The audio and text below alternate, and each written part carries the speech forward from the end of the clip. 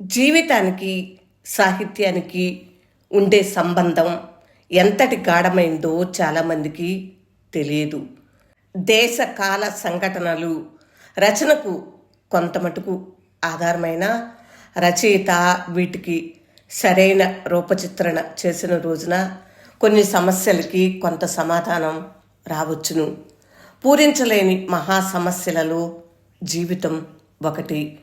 క్షణక్షణం మార్పు చెందే మానవ జీవితం నీతి నియమాలను, సాంఘిక వ్యవస్థలను తనకనుగుణంగా మార్చుకుంటూ ముందుకు పురోగమిస్తుంది. ఈ పురోగమనం సుఖజీవనం కోసం అని భ్రమిస్తాము, కానీ ఆ సుఖం లభించదు.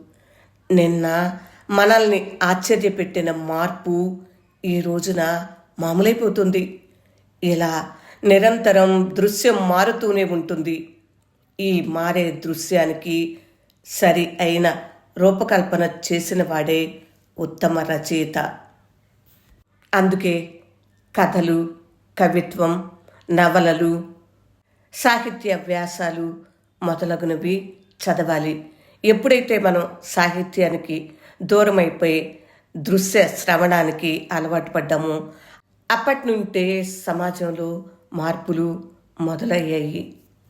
పిల్లలకు పాఠశాల తరగతుల్లో మోరల్ సైన్స్ అనే పీరియడ్ మాయమైపోయిందో, క్రాఫ్ట్స్ అనే పీరియడ్ మాయమైపోయిందో చాలా మార్పులు చోటు చేసుకున్నాయి.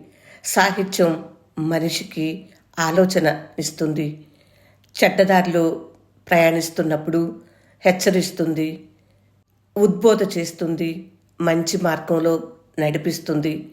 అందుకనే మీ పిల్లలకు చదవటాన్ని అలవాటు చేయండి.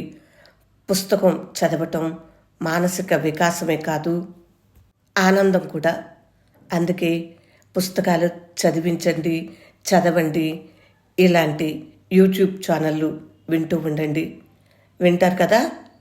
నమస్తే.